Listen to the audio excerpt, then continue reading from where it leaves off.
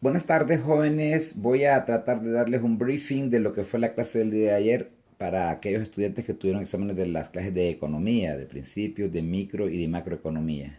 A propósito del tema, lo que vamos a tratar de ver hoy son las aplicaciones de las derivadas en el análisis de la elasticidad de la demanda, la cual vamos a representar con la letra griega eta, o nu si le queremos decir en inglés, ¿verdad? Que nos representa a la elasticidad de la demanda, que a propósito del tema, ustedes ya saben que el porcentaje en las cantidades demandadas que representan el ingreso que tiene un consumidor para adquirir un determinado bien o servicio, dividido entre el porcentaje de cambio que tendrá el precio en el mercado. Recordemos que el precio es el determinante para establecer el comportamiento del consumidor, ya que de acuerdo a la fluctuación que tenga el precio puede tener entonces una repercusión en el mercado que se va a desplazar por la demanda. Aquí tenemos una pequeña curva de demanda en donde a determinado precio, peso 1, se consumen determinadas o se demandan determinadas cantidades Q sub 1 unidades. Sabemos nosotros que si hacemos en condiciones normales, manteniendo la condición ceteris paribus, que un desplazamiento del precio hacia arriba en la curva de demanda me genera un desplazamiento hacia el lado izquierdo de las cantidades consumidas, y eso tiene una repercusión. Y es un análisis que vamos a hacer, pero vamos a ver desde el punto de vista algebraico, no desde el punto de vista de términos económicos. Por ahorita nos deshacemos de esto para ver justamente a dónde se encuentra la elasticidad y cómo se llama el indicador que tenga de acuerdo a esas condiciones. Vamos a partir del supuesto que existen tres condiciones de la elasticidad. A mí no me gusta la palabra elasticidad, yo utilizo un término que es más representativo del efecto que tiene, que se llama sensibilidad, porque responde con cierta sensibilidad el cambio del precio en el mercado hacia la conducta y comportamiento de los consumidores. Fíjense para el caso que si nosotros el eta lo vamos a encerrar en valor absoluto porque por la condición de la relación inversamente proporcional que tiene el precio con relación a la cantidad, de acuerdo a la gráfica que les acabo de plantear ahorita, solo dice 50%. Es decir, en la demanda, en condiciones ceteris paribus, decimos que si el precio aumenta, la demanda disminuye. Es decir, yo me compro una Coca-Cola con 20 lempiras. Tengo en mi disposición 30 lempiras, pero el día de mañana amanece la Coca-Cola a 32 lempiras, a lo mejor yo no me la puedo comprar, o a lo mejor si vale 25 lempiras y yo tengo 30 lempiras, a ver, para que me funcione el ejemplo, es decir, me empecé a comprar dos Coca-Colas porque tenía 40 lempiras, pero como vale 25 lempiras, subirían las dos Coca-Colas a 50 lempiras, yo no me podría comprar una, ¿verdad? Entonces, si ETA, que la ponemos entre signos de valor absoluto para rescatar lo positivo del valor en el análisis económico, puede ser mayor a 1, esta puede ser menor a 1, perdón, menor que 1, o esta puede ser igual a 1. Terminando el ejemplo que les decía del comportamiento de la gráfica, sabemos de que si el precio sube, yo consumo menos.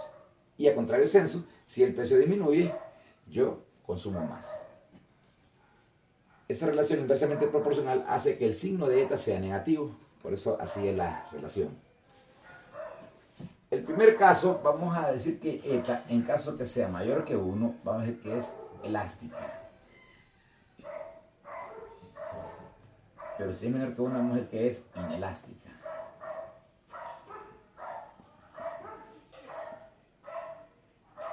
Y si es igual a 1, diremos que es elásticamente unitaria.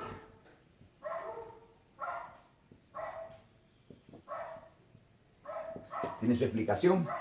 Cuando es mayor que 1, cuando es menor que 1 y cuando es igual a 1. Y de acuerdo a este comportamiento del análisis de la elasticidad, precio de la demanda, tendrá efectos en el mercado para el productor de acuerdo a la actitud con que responda el consumidor.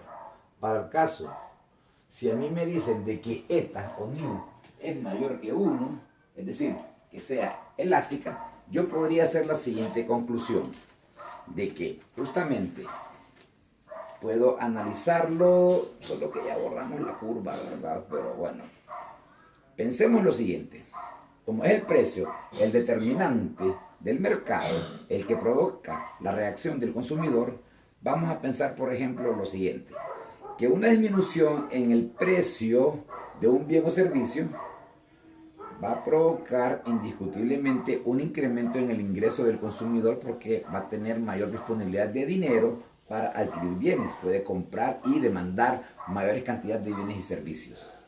Esta relación óptima, a contrario sensu, pensémoslo de otra forma, que si hay un aumento en el precio de un bien o servicio, va a provocar una disminución en el ingreso del consumidor, porque ya no tendrá suficiente dinero para adquirir ese bien o servicio que venía comprando, partiendo del punto de equilibrio, que es el que yo les puse por ahí, ¿verdad? El P sub 1 para la Y y el Q sub 1 para la X.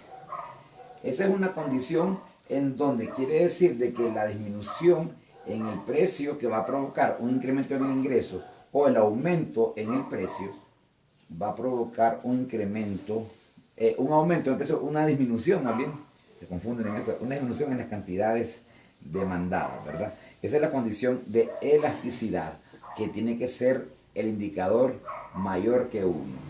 Quiere decir entonces que si dividimos a la cantidad entre el precio, el porcentaje de efecto que tiene la disminución o el aumento del precio de un bien o servicio dividido, o más bien al revés, ¿verdad? El porcentaje, o diríamos que si sube o baja el precio, el efecto que va a tener en las cantidades demandadas va a ser mayor. Por ejemplo, si el bien sube un 5%, se contrae la demanda a un 10%, ¿verdad? Es mayor el efecto, ¿verdad? Es decir, el aumento del precio provocó que disminuyeran considerablemente, otra vez me tocan el timbre, provocó que considerablemente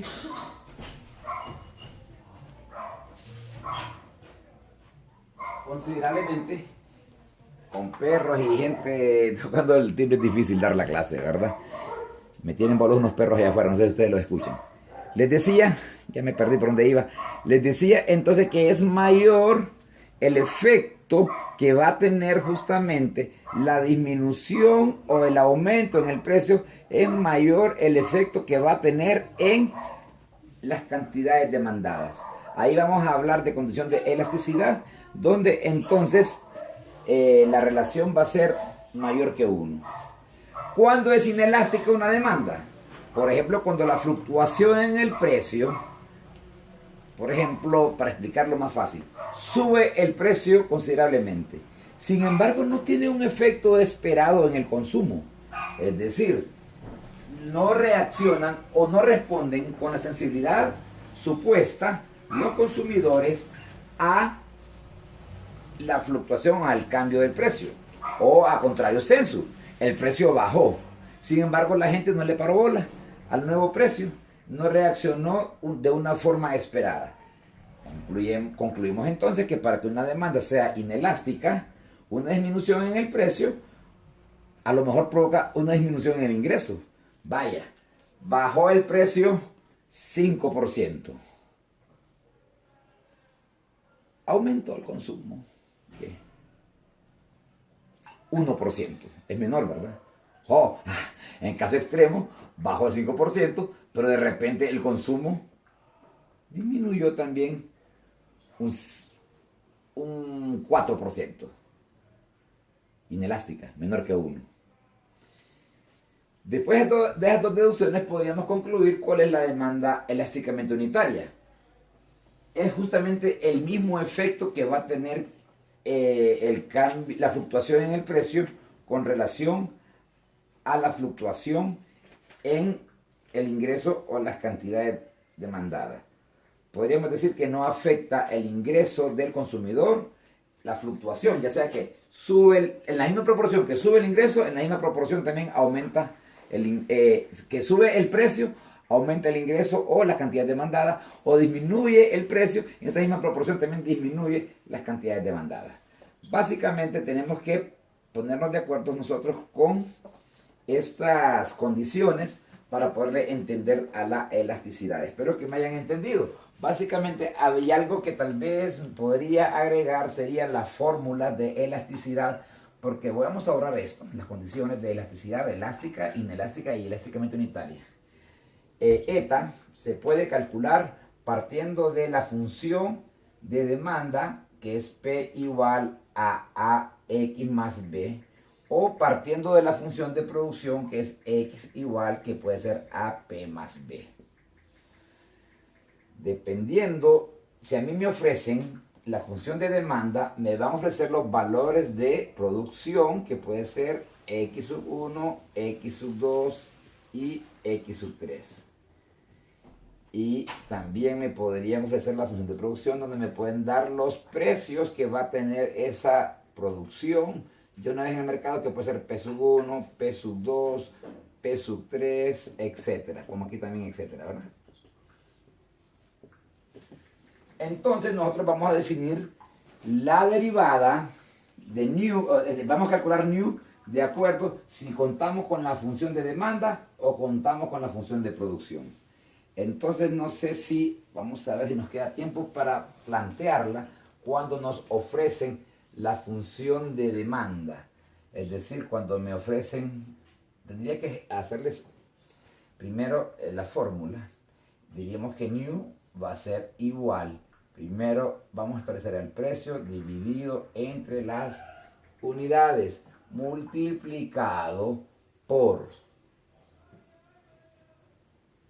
una forma bien sencilla, como hemos aprendido en clases a derivar, que en vez de utilizar dy de x, que en este caso sería 1 multiplicado por p'. En caso que me den la función, si esta es la 1 y esta es la 2, la elasticidad de esta sería calculada de esta manera. Pero es posible, chicos, que también me la puedan dar la función de producción. Y vamos a calcular eta de la siguiente manera. Siempre p sobre x, que va a multiplicar a la derivada de la función, que en este caso sería x'. Para que tengan una idea y no se les olvide, acuérdense que quedan en cruz las p y acá quedan en cruz las x. Son truquitos, ¿verdad?, que yo trato de ofrecerles a ustedes para que no se les olvide al momento del examen, sobre todo que es el día domingo. Entonces en el próximo video les voy a poner a ustedes un ejercicio de elasticidad cuando me proporcionan la función de demanda, o un ejercicio de elasticidad cuando me ofrecen la función de elasticidad, tomando estas consideraciones. Y siendo un poquito más incisivo, podría yo ofrecerles a usted una función de demanda, pero también ofrecerle los precios, para lo cual usted tendría que despejar, no para la función de producción, es decir, despejando en este caso para X, o viceversa. Les puedo ofrecer una función de producción y tendría usted que despejar para la demanda para poder aplicar el nivel de producción que va a afectar el mercado. Esto va a ser en el próximo video, chicos. Por ahorita vamos a cortar y vamos a preparar un ejercicio de cada tipo. Vuelvo enseguida.